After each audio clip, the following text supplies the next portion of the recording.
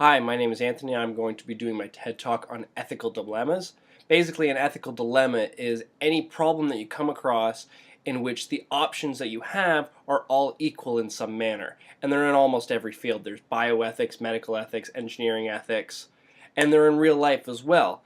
In the movie Sophie's Choice, that scene wouldn't have been so heart-wrenching if it wasn't for that ethical dilemma that she was faced with. And this isn't a modern thing. Shakespeare wrote about ethical dilemmas in many of his plays. In Macbeth, he's got to choose if he wants to kill Duncan or not. And in Hamlet, the to be or not to be speech is all about the ethics behind suicide. Specifically, I want to talk about the ethical dilemma surrounding abortion. Now, this is a big problem, especially at McMaster University, because Mac Hospital is a children's hospital and there's a lot of pro-life protests going on all the time. Basically, when it comes to the ethical dilemma of abortion, there is pro-life and pro-choice. And basically, the idea behind pro-life is that all abortion should be abolished. And the idea behind pro-choice is that a woman has the right to choose whatever she wants to be done with her body. A big problem with the abortion dilemma is that it's very unclear what we mean by abortion. Typically, when you think of abortion, you are thinking of a termination of pregnancy of an established fetus. That's not necessarily the case. Plan B, or the morning after pill, actually just stops the fertilized ovum from attaching to the uterine wall, and that is technically a termination of pregnancy. As I said before, pro-life basically believes that termination of pregnancy at any point in time is considered infanticide.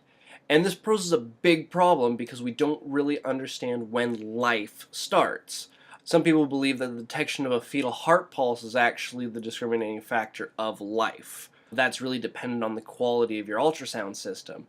Some people believe that there is a difference between life when it comes to fertilization and implantation. You can have a sperm fertilize an ovum, but not necessarily implant, and that's again with Plan B. Another time in which it is said that life arbitrarily starts is when the fetus has the ability to sustain life outside of the mother, and that is dependent on the location of the hospital as well as the resources that are available. A big problem with the pro-life stance is what happens if a woman is raped and becomes impregnated. According to the pro-life stance, she now has to bear that child. Also, what happens if a mother is unfit to raise a child?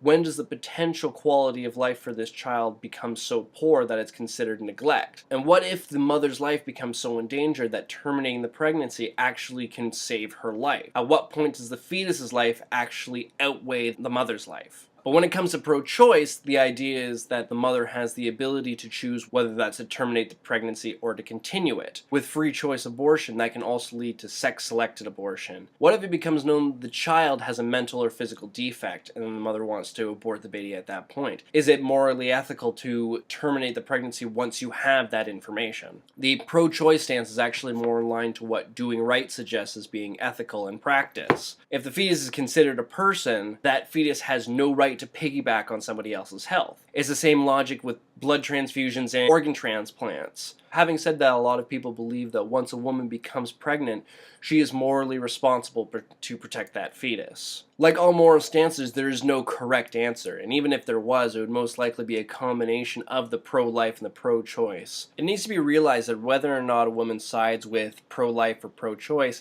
it has no effect on the other. The only problem that could arise is that if abortion is abolished, women may become so desperate to terminate the pregnancy that they'll find other less safe ways to do so. Maybe the issue isn't whether or not abortion should be abolished or not, but ensuring that women get the proper health care they need regardless of what they choose to do with their pregnancy.